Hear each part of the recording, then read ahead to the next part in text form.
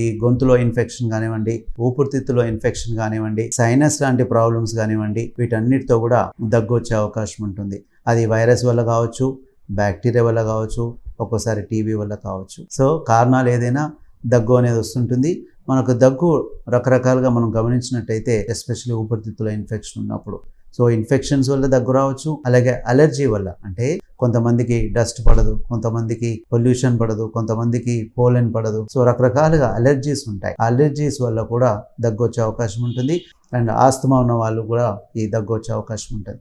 నెలలుగా, సంవత్సరాలుగా ఎవరైతే స్మోక్ చేస్తూ ఉంటే వాళ్ళలో లంగ్స్ కూడా ఇబ్బంది అయ్యి లంగ్స్ కూడా దెబ్బతినే అవకాశం ఉంటుంది. దాన్ని సిఓపిడి అంటాం. దాంట్లో కూడా కాఫ్ అనేది మెయిన్ సిమ్టమ్గా ఉంటుంది. ఎన్నో రోజుల నుంచి దగ్గుతూనే ఉంటారు. సో వాళ్ళకు కూడా జాగ్రత్తలు తీసుకోవాల్సిన అవసరం ఉంది.